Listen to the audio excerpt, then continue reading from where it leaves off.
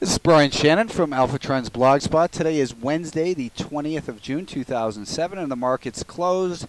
And we got some selling here today. The S&P 500 closed down 1.42%. It lost $2.18. My official stance is still that we're basically neutral here because we've got these moving averages crisscrossing. We're going to see back and forth trading action. We do still have this rising 50-day moving average, so I think that's reason to overall say that this is why I don't expect this to turn into something more significant on the downside. However, that can all change. Things change quickly, and we always have to have a backup plan. I think a real safety level here in the market for the S&P 500 is probably down about 148 and a quarter or so, right around there. You could even look at these lows and say maybe we undercut those slightly, but then get a bounce. So we'll see, but it is a summer, beginning of summer here, and trading typically slows down. It looks as though we've had a nice rally, and it's due for more of a range-bound type environment. So maybe that's what we get, and that's what we have stops for always. The market's going to surprise us from time to time. I thought that the sell-off, any sell-off that we saw, would be contained by this 152 level. We were looking for maybe a test of 152.50, then 152. But when it breaks down like that hard, it tells you that's, adhere to your stops. This market's getting worse than what you thought, and you have to go into self-preservation mode and protect the capital that you have rather than trying to fight it. Now, tomorrow's a new day. We do have the 5-day moving average flattening out, so it looks like we're going to have to do at least some consolidating. There might be some quick bounces in here.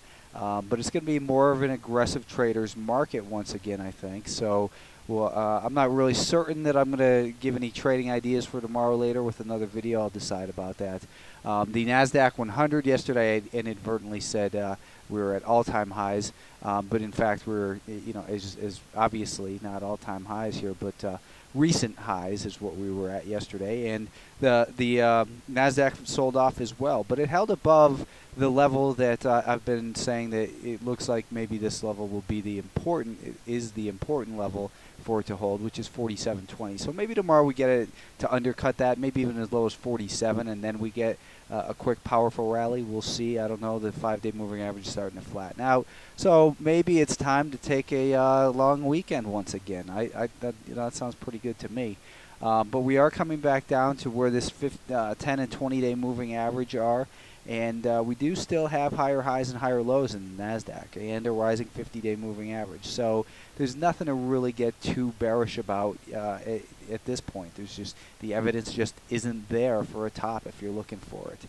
The semiconductors, I've been commenting that these have been holding up better than the rest of the market, and they did once again today. They were only down 0.6%. Nasdaq, by the way, is down 0.94%, but the semiconductors were down 0.6%. So much better than the S&P 500, and quite a bit better than the Nasdaq 100 as well. Yesterday, though, we did see the selling in here, and then we've got these moving average crisscrossing, so it looks more neutral in here. And I think that a pullback down to 37 and a quarter to 37.50 area would actually be good for this market.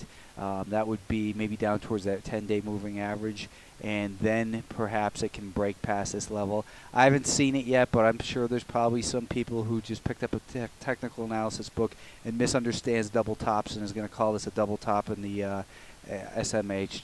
It's not what a double top looks like.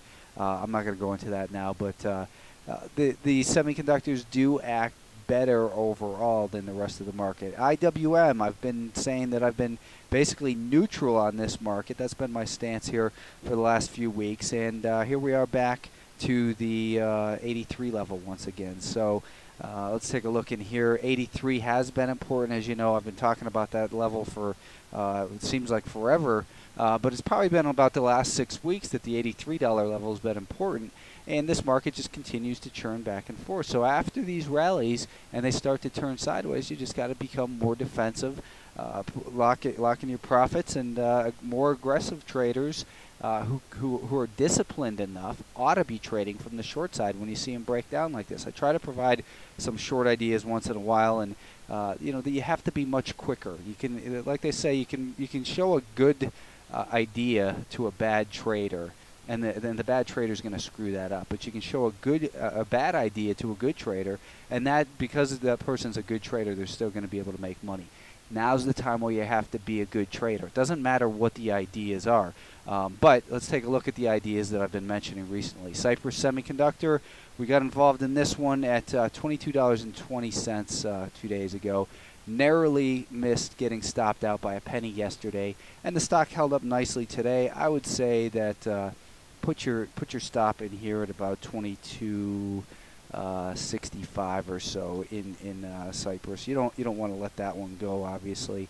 PDC we were involved in at 15.08 with a stop at 14.96, and that's why we put stops in, because we don't lose that extra 20 cents like the people who trade without stops do.